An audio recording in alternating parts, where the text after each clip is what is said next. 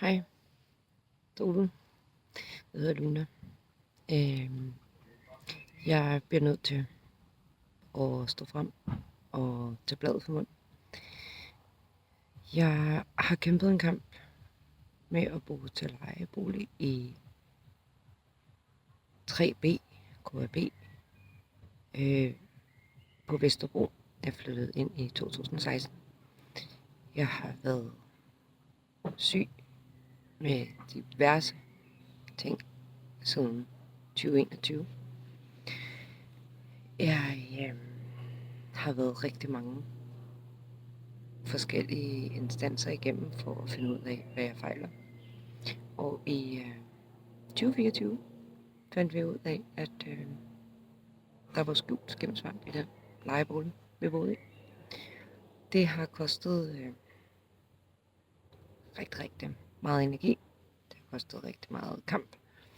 Og som I kan se, dem der kender mig, så plejer jeg ikke at se sådan her ud. Men det er dræbende, det er nedslidende. Det er psykisk og fysisk hårdt. Det er økonomisk ruinering i at få boligselskaber i Danmark til at stå ved, at vi har et problem i hele landet. Jeg er blevet kontaktet af rigtig mange mennesker fra Nørrebro, Vesterbro, Slagelse, Fyn, Jylland, you name it. Det figurerer alle steder. Og hvordan boligselskaber rigtig gerne vil give folk skylden for, at de ikke behandler deres indeklima ordentligt. Eventuelt hænger tøj til tørre, eller ikke lufter nok ud, eller ikke gør ordentligt rent. Og alle de her ting, det er jeg jo selvfølgelig også blevet påtalt. Men jeg har også haft besigtigelse af den serviceleder, der var på ejendomskontoret, det tidligere sted, hvor jeg boede, og kunne bevidne over for direktionen i KAB, at det var ikke tilfældet i mit tilfælde. Jeg bor rent og pænt. Jeg lufter ud. Jeg tørrer tøj i tørretummeren eller på altanen. Tager det ind, når det næsten er tørt. Vi gør alt for at passe på vores bolig, og har altid gjort det. Der er så under renoveringen været en masse problemer med de firmaer, der er blevet rekvireret af KAB og 3B, som har været at tage prøver på en ikke korrekt måde, og det er blevet korrigeret for, at det kan jeg ikke tillade mig at sige, men jeg har masser af videodokumentation, jeg har billeddokumentation, jeg har optagelser, hvor at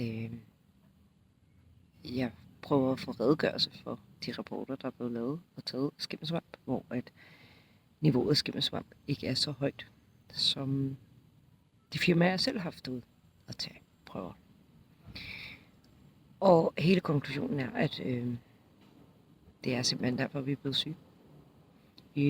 Både mig og min søn har fået konstateret en kronisk sygdom. Vi har fået en allergisk reaktion. Så er der den mindste forekomst af skimmelsvamp, så mister vi vejret. Så vi har måttet tage al vores indbo og få opbevaret på et lager. Vi skal vente på, at der kommer eventuelt synsskøn eller en sag i boligretten. Fordi der er advokat på sagen også. Den har været i samtlige instanser. Københavns Kommune kan ikke gøre noget, selvom at ifølge deres hjemmeside står, at de har 25% af rådighedsret over lejeboliger i akutte situationer, man ikke selv er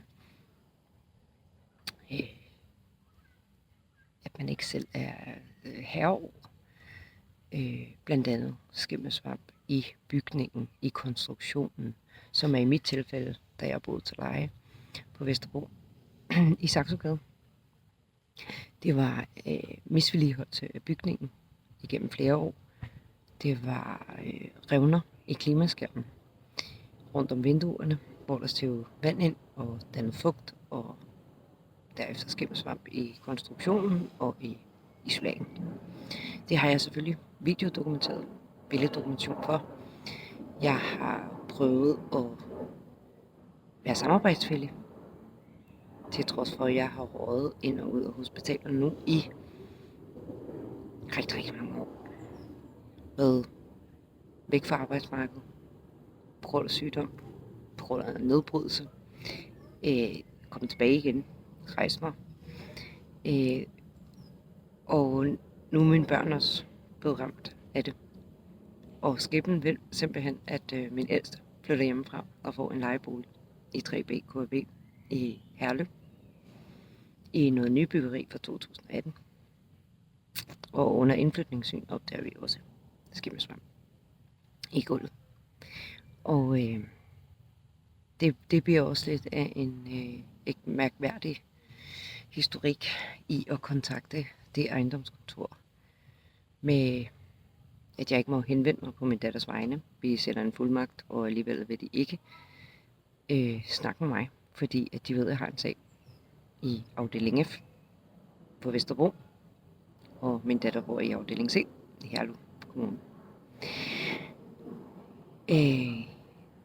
Jeg forlanger, at der kommer et firma ud og tager prøver, og de bliver ved med at sige, at der ikke er skimmelsvamp. Vi har selv fået lavet vores egne prøver hele vejen igennem af vores eget firma. Det har kostet os rigtig mange penge. Det har kostet os rigtig meget indbo, fordi at du kan ikke tage dit indbo med et nyt sted, uden at du så tager skimmelsprøverne med dig. Og det har kostet oceaner af timer, tid og rent til på sygehus. Hvis det ikke har været med mig selv, så har det været med min søn. Så har det været at passe på min datter. Det er en lang sej kamp, og jeg ved, at jeg ikke er alene. Jeg ved, at der er rigtig mange derude, der står i de her situationer, der er blevet ruineret. Det har kostet dem job. Det har kostet dem formuer. Det har kostet dem familierelationer. Det har kostet dem venskaber, fordi folk bliver trætte af at høre om det. Folk forstår ikke, at der ikke bare bliver gjort noget ved det. Men i Danmark, der handler alt om penge. Penge. Har du mange penge, så kan du få. Har du ingen, så bliver du sat skakmat. Og så er boligselskaberne og regeringen ligeglade med, om det koster folks helbred. Så hellere betale, at man skal være sygemeldt i en længere periode, når man egentlig bare gerne vil have et liv til at fungere og komme tilbage i fuld styrke. Det er svært, når man har fået en kronisk sygdom, og jeg har kontaktet alt og alle. Hele min sag er sendt til boligministeren, socialministeren, sundhedsministeren, beskæftigelsesministeren omkring det her med prøvetagninger af firmaer, der bliver rekvireret store boligselskaber og ikke laver de korrekte prøvetagninger. Fordi det er simpelthen for dyrt. Nu boede jeg i et boligkompleks, hvor vi var 3 boliger. 3 boligblokke. Der er familier med børn, der er syge. Teenager, der er syge. Med uforklarlige årsager. Og alle har sendt mig billeder og videoer af deres lejlighed med skimmelsvamp. Og de bliver faret af boligselskabet, ejendomskontoret, med at de er selvforskyldt, de skal lufte ud, de skal gøre rent, de skal det ene og det andet. Vi er rigtig mange i det boligkompleks, og folk tør ikke at stå frem, fordi de er bange for at blive sat på gaden. De kan ikke overskue at tage kampen op, og det kan jeg heller ikke.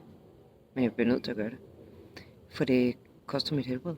Det har kostet mig min bolig. Jeg blev nødt til at ophæve mit lejemål, på grund af, at udbedringen ikke var blevet gjort godt nok. Så efter udbedring blev mig og min søn syge 14 dage efter. Der kom nye spor igen. Det har KRB ikke forholdt sig til. Til trods for, at der er sat advokat på, og han har prøvet at få dem i tale om, hvorfor de ikke bare udbedrer det. Og få rengjort vores møbler. Og eventuelt finder en anden bolig til os uden skimmelsvamp. Jeg skal så sige, at KRB har valgt at prøve midlertidigt genhuse os i et patienthotel i Folehaven i Valby, som de har til deres egne ansatte, når de kommer fra Jylland og diverse.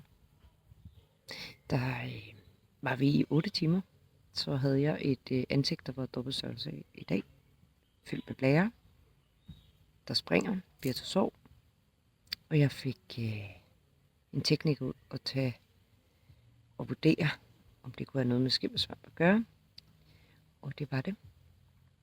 Jeg er blevet overfølsom over for det og fået en allergisk reaktion, der gør, at det mindste kan jeg ikke tåle at være i nærheden af. Jeg har prøvet at blive genhuset i Sydhavn, Grønridsvej.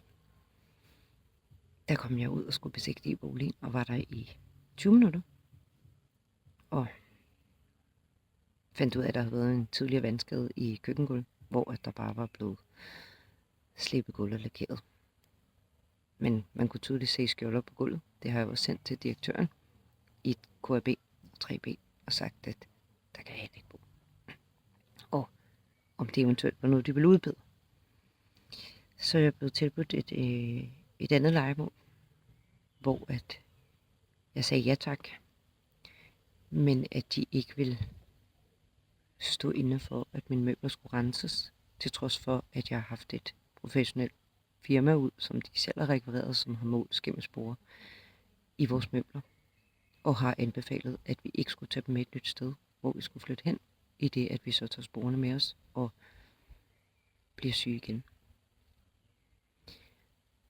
Så har jeg selv rekvireret midlertidige bosteder i 10 måneder nu. Og det har kostet, at vi ikke har kunne holde ordentlig juleferie, vinterferie, sommerferie. Alle sidder sikkert og holder sommerferie med deres børn og hygger sig.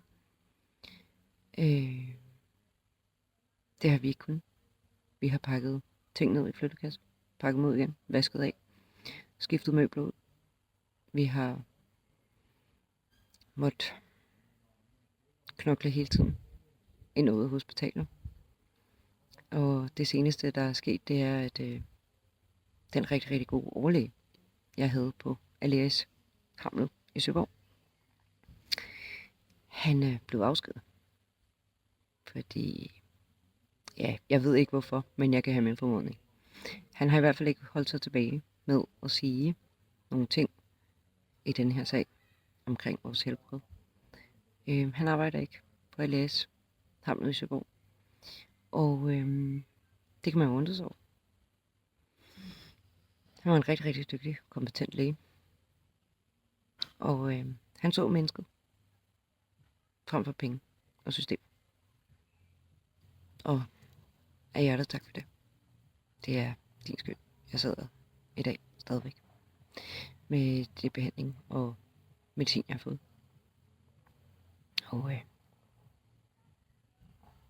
det er jeg rigtig glad for mine børns skyld. Men jeg er stadig ikke noget sted at bo. Og der er meget, meget stille på KRB's front. Og jeg er så blevet midlertidigt genhuset igennem et andet boligselskab. Og skæbnen vil, at de virkelig har været hjælpsomme og fundet et sted til mig meget hurtigt, til mig og min søn. Men der er også skimmelsvamp. Og for en uge siden var jeg ved at blive indlagt. Og ja, hvad kan jeg sige? Vi har købt helt nye møbler, sat ind i det lejemål. Vi kan ikke bo der.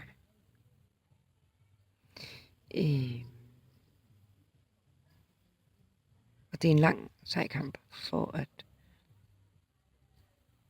Der er ikke nogen, der gør noget. Alt skal trækkes ud i langdrag. Der skal tages yderligere prøver, og det er det, selskaberne gør for at køre folk trætte. Og jeg bliver bare nødt til at sige til jer politikere derude, det kan simpelthen ikke være rigtigt, at I vil være vidne til og bekendt med, og nu ved jeg, at I kender mig til min sag, for den er sendt til Folketinget, og den er sendt til jer alle sammen i læsesalen. Der er ikke en eneste, der tager ansvar for, at en mor på 43 år skal bo alle mulige steder med en 16-årig dreng, der er ved at færdiggøre sin 10. klasse, uden en fast base, læse til eksamer, og dit og dat. Og se sin mor syg, og ikke have det samme overskud. Og hele tiden skal være i kontakt med dokumentation, skrive mails, telefonopkald, have den ene tekniker ud efter den anden, have møde, køre dem på hospitalet, køre mig selv på hospitalet, det ene og det andet. Det er et rent helvede, og jeg synes faktisk talt til alle jer politikere, der har læst om min sag og ikke reageret, så burde I skam jer. Skam jer, når I sidder og nyder solen og jeres sommerferie med jeres børn. For ved du hvad, den mulighed har jeg ikke haft. Så vi er stadigvæk still going strong. Og det er bare ikke fair. Alle har fortjent et hjem, en base med ro og fred og trygge rammer og et sundt helbred og et sundt indeklima. Det var alt for mig. Historien er meget længere. Dokumentationen er meget længere. Der kommer en opdatering senere måske. På et andet tidspunkt. Man ved. Men lige nu, så er det en bøn for mig til alle jer, der sidder derude. Samme problemer om at åbne munden. Kæmpe kampen. Sammen er vi stærke. Love and light.